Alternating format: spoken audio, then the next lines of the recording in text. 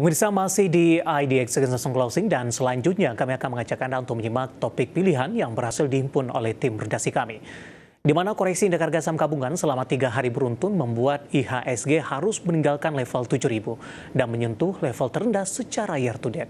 Berlanjutnya, koreksi indeks harga saham gabungan tak terlepas dari performa sejumlah saham big cap yang belum mampu keluar dari tekanan sampai sejauh ini.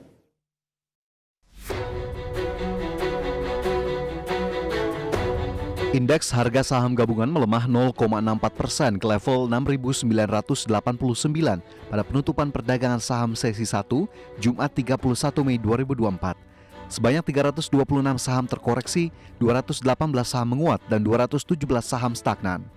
Secara sektoral, sektor infrastruktur dan industri bergerak negatif 2,68% dan 1,62%. Sementara sektor teknologi dan konsumsi primer terpantau menguat 1,67% dan 0,5%. Koreksi IHSG dalam 3 hari berturut-turut membuat IHSG harus meninggalkan level 7.000. Indeks harga saham gabungan di sesi 1 tak mampu keluar dari zona pelemahan dan bertahan di level 6.989. Terkontraksinya IHSG terjadi justru di tengah sentimen pasar global yang cenderung membaik setelah imbal hasil obligasi pemerintah Amerika Serikat mulai melandai.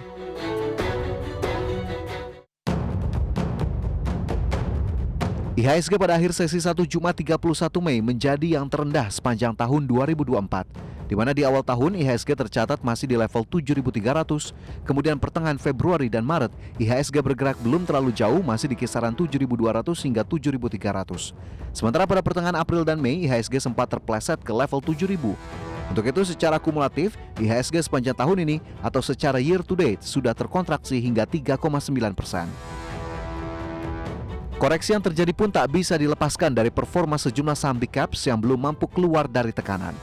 Hingga awal sesi 2 Jumat 31 Mei, saham berkapitalisasi besar seperti Barito Renewables Energy, Bank Rakyat Indonesia, Aman Mineral, dan Bank BNI kompak mengalami pelemahan.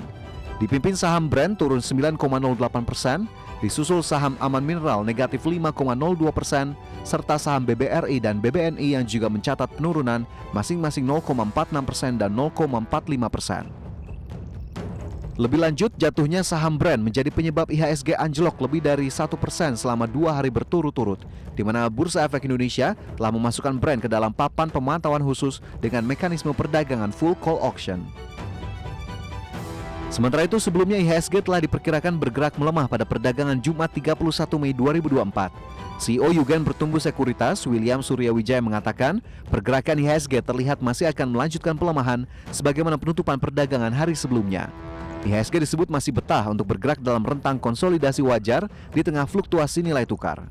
Meski demikian, potensi koreksi dinilai dapat terus dimanfaatkan oleh investor untuk melakukan akumulasi pembelian secara bertahap. Dari berbagai sumber, IDX Channel.